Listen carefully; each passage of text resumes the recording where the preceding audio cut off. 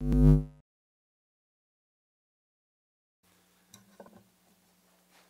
afternoon. This is truly an incredibly special and a historic day for me and my family. This is an unbelievable honor to have the privilege to stand here today as the head basketball coach at LSU. I have a long list of thank yous. We'd be here for hours if I named everybody, but I'd love to start with President Tate. Thank you for this opportunity. Thank you for your kind words, and I look forward to seeing you on the court. To Remy Starnes, Collis Temple, and the LSU Board of Supervisors, thank you for this opportunity. Scott Woodward and Stephanie Rimp have been terrific through this process, and I'm very thankful to them. And then I would love to introduce my family. My wife, Mary, is here. She's the best player in the family, had a great career at Furman. Our oldest daughter, Maris, our son, Mason, and our youngest daughter, Mabry, and they are all in. They will love being a part of the LSU community and can't wait to get started. What I loved about this opportunity was the chance to win at the highest level, to compete for championships, to be a part of a passionate fan base, to be a part of this Baton Rouge community, and to be out front in the entire state of Louisiana.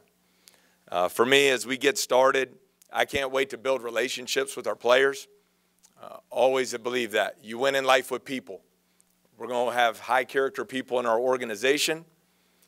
We always start with the culture, and culture is the most overused word in sports. People just throw it around and have no idea what it means. Our culture will be clearly defined. We will lead through simplicity, clarity, and intentionality in everything we do. And I look forward to establishing that from day one. I think that culture precedes positive results. The culture precedes championships. It all begins with culture, and we'll fight for that every day. There's a quote, Eric Thomas, a great speaker, he said, you have to take advantage of the opportunity of a lifetime within the lifetime of the opportunity. And I certainly plan to do that here at LSU. We'll get to work right away. We believe in outworking the competition. Those core values for us, hard work, unselfishness, toughness, accountability, and joy. This is a once-in-a-lifetime opportunity for me. I'm going to have the time of my life having the privilege to lead the Tiger basketball program. I can't wait to build relationships with our players, to recruit elite coaches here to be a part of our staff, and my family and I cannot wait to be a part of this campus and Baton Rouge community. With that said, I'm ready to get to work. There's a lot to be done, and I'm in it for the long haul. And we're going to get to work right away and building a championship program in everything that we do on and off the basketball court and in this great community here in Baton Rouge, Louisiana. So I'd love to take any questions and get rolling. All right, we'll get started. Remember, give your name and affiliation if you would. Sheldon Mickles, please. Matt, Sheldon Mickles, advocate in Baton Rouge. How you doing? Doing great, Sheldon. How are you? Good, thank you. A lot of people thought this might be a tough, job to sell to somebody because of possible sanctions and whatnot. How big of that was a hurdle for you, and how much did you have to think about it? And maybe part two of how tough could it be to get transfer portal people in here because of the possible sanctions? This is LSU, one of the great brands in all of sports. This is the SEC. We've built a program with elite players, and we're going to continue to do that here at LSU. I'm excited to move the program forward, and we're going to build it with great players, great people, and everyone in our organization. And so no concerns there at all. I'm excited about this opportunity of a lifetime, and we're ready to roll. Yeah, Ron Higgins, Tiger Details. Your staff, I know it's been a whirlwind for you the past few days. Will your staff be a mixture of current staff members and maybe some LSU staff members, or have you just been besieged with texts and emails from people trying to get in? Oh, we definitely have been besieged with texts and emails. Everybody wants to come to LSU. As I said, it's one of the great places in all of college sports. So I'm going to put together the best staff. that not necessarily because of the name on where the front of their jersey was. I'm going to get transformative people on my staff who are going to impact our young people. I know, every coach comes to these press conferences and says, we're going to win national champ, we're going to win. Everyone wants to win. It's about the processes of how you go about doing that on a daily basis. And so I'm going to have great people in our organization who are going to invest in our players and help them maximize their opportunities here at LSU to get a world-class education, to play in the best league in America, and to compete at the very highest level.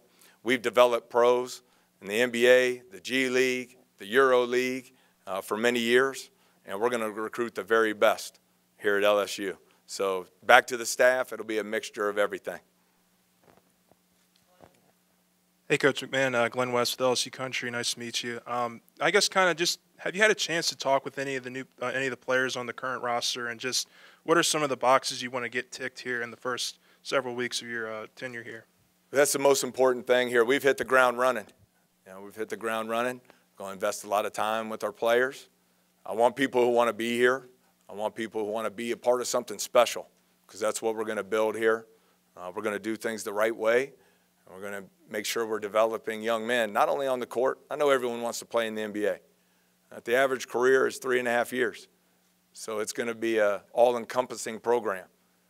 My favorite part of the job is seeing players not only become the best player they can be, but the best man they can be. It's my responsibility to grow leaders here at LSU, and that's what we're going to work to do. The results, the winning, all that will take care of itself because of the daily processes we'll maintain. Hey, Matt, right up the middle here. Michael Cowell from Channel 2. Good to see you again. Just, you talked about the culture, but what is something that you hang your hat on in your coaching tenure? What is something that you like your teams to represent when they're out on the court? Joy. Joy. I mean, every kid who gets here, every young man who gets here has worked their entire life to have the opportunity to play at LSU, to put on that jersey, to play in Pete Maravich's house, to walk past Shaq's statue, going into the arena. I believe I was 12 years old, and I saw Chris Jackson play in Knoxville, score, I believe it was 49. I mean, this is an unbelievable place. Why wouldn't you enjoy it? Yeah, we're going to work, but you have to have that balance. We're going to have high-energy people. I want players who want to be the best they can be. I want players who are going to be all about winning. But we're going to have a lot of fun along the way in doing so. And I think that starts with building relationships, not only with the players, but their families. Really enjoy that part of the job. Some of the best people I've met in my entire life, and in my entire life, have been my players' families. And so I'm excited to get started on that right away. Hey, Coach, Jacques Doucet, WAFB TV here in Baton Rouge. I saw you took your team to Auburn this year, played a competitive game there.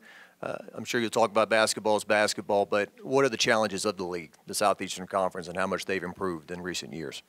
Well, I think you look at the elite coaches in the league, great historic programs in the league, and you've had some people who have gone into places like Auburn and have generated a lot of excitement. And that's what I'm fired up to be here for. We have a passionate fan base. We're the state school. People of Louisiana take great pride in LSU. And so I'm excited to get out in the community, get out across the state, and continue to build upon that passionate fan base. Yeah. Right here in front, Brett Martell, Associated Press. So it sounded like you said the specter of sanctions didn't concern you at all, but does that mean that, a lot of coaches are concerned about their legacy, their career win-loss record, and so forth, and it can be a hamstringing thing in the early years. Did you think about that, or the plan to deal with that, or is that something you'll think about when you need to? I couldn't tell you anything about my career record. That's not why I coach. I'm thankful it's led me to this unbelievable place here today, but I coach to make an impact on people, to have the opportunity to be in great communities, to be of service to young people. And that's what I'm going to continue to do, and we'll do a lot of winning along the way. Hey, Coach. Jamarcus Fitzpatrick with KATC in Lafayette. You've talked about obviously recruiting guys to come here to the program, but how important is it to kind of re-recruit some of the guys that are already here and make sure that that talent that they have here stays? Oh, it's top priority. Hit the ground running from the second I got the job. So I think that's very important. It's all about getting the right people on the bus, and we're going to work to establish those relationships. I don't expect someone to walk in and shake my hand in 30 seconds and have trust established, but we're going to work to do that. I'm going to lay out a vision for how we're going to run our program and how it's going to benefit these young men on and off the basketball court. I have great confidence in that. So I want people who want to be here. I don't know why you wouldn't want to be here, and that's how we're going to build it. So I think that's a critical piece. Roster management, who you hire on your coaching staff are my two biggest priorities, with number 3 being, and I've already gotten to do a lot of this, meeting great people here. Meeting great people who really care about LSU and want to see LSU be successful. And I want to be a part of that. Hey, Matt, Scott Rapolay from The Advocate. I know you've been busy. I don't know if you had a chance to see the comments with DJ Burns in the paper. He was happy for you. How gratified are you to have your players at Murray State saying that they were happy for you with this opportunity? I didn't get to see the article. It was a privilege to coach DJ. I was going to save my thank yous there to Murray State for later, so I don't break down, because we had some special people there. I spent 11 years there. And that became home for me and my family. And the players we recruited and coached there are family forever for me. Those are guys that will be a part of my life for the remainder of my life. And their families is the exact same way. So it means a lot. I haven't had a chance to scan the social media, but I've had multiple people tell me that former players, staff members, members of the Murray community, the Murray State campus, have been very kind in their words, and that means the world to me, because that's why I do this, is hopefully to have a positive impact on people. So I'll check out the article. He's a character too, so I'll be interested to see what he had to say. Hey, Coach, this is Dylan Sanders from the Reveille here on campus. I saw you walking into the PMAC on Monday. What was your first impression of the fans here? Oh, it was loud. It was loud. And the student section looked awesome. Fans were incredibly generous to me, coming up, taking pictures and all that. So we're excited. I mean, the PMAC, LSU, the SEC, I'm very honored and grateful to be here. Hey, Coach Koki Riley from the Daily Advertiser. I was curious, do you have a certain philosophy or style that you think is conducive to winning basketball games? Yes, very detailed. So I'll give you the overview. I believe in balance. We were one of 3 teams in the country this year that ranked top 20 in offensive and defensive efficiency. I think you have to play both ends of the floor. But style of play is incredibly important. We're going to play an up-tempo style, but we're going to be efficient with it offensively. We're going to be aggressive and physical and tough on the defensive end of the floor. And we're going to play a style that enables elite players to come here and develop into NBA players. I always laugh. Sometimes people say they want to be a pro, and then they'll go to a school where they walk the ball up the court and try to win games 48-46. That's not very conducive to the NBA. So we have a aligned player development system that we operate with on a daily basis to help players max out individually on and off the court and prepare themselves not only to get those NBA and professional opportunities, but to go there and be very successful. And I think you've seen that with guys like Ja Morant, Cameron Payne, and I could continue on down the line. Coach Michael again. I imagine the transfer portal will be key in many ways in Baton Rouge going forward. What has been your experience with the portal? How do you like to attack it, use it, et cetera? I think whether you like it or not, the transfer portal is here to stay. So you better embrace it and use it to the best of your ability, and that's what we've done. For example, this year at Murray State, our top 6 players, 3 were foundational pieces who had been a part of our program for a long time. The other 3 were first-year transfers into the program. And my favorite part of the job, besides seeing players max out individually and become the best men they can be, is building a team. You know, a team is, once again, a very overused word in sports. Oftentimes it's just a collection of individuals. You know, a true team is a collection of people who are united together, connected as one in pursuit of the same dreams and goals. And I enjoy that part of it. I think it takes a lot of time, investment, but I'll have an unbelievable staff here to help me get that done, and we're going to enjoy it. And that's the one thing I would say to recruits. If you want to play at the highest level, you want to have your skills developed to the absolute fullest so you have professional opportunities, you want to win, and you want to be around great people who are going to invest in you, you won't find a better place in America. I was going to ask you earlier who was the better player, you or Mary, but you cleared that up kind of early. In college, were you more of a defensive player? And also, when you go to recruit now, guards especially, how much does the Ja Morant kind of help you a little bit? I know, obviously, you're a good recruiter, but how much does that do players' eyes get a little wider or something like that? Because I know you had two good ones this year. No, thank you. Number one, I was a very average player, but I wanted to win, and I wanted to do whatever I could do to help the team win. And so I was very fortunate to get to play in the NCAA tournament as a small piece of that team. But I do think, in today's world, Ja Morant's one of the 5 best players in the world. He's the most electrifying and entertaining player in the world. And so I think that only helps from a program identity standpoint and a brand. We got labeled at Murray State Point Guard University for all the elite point guards that we've had come through there over the years.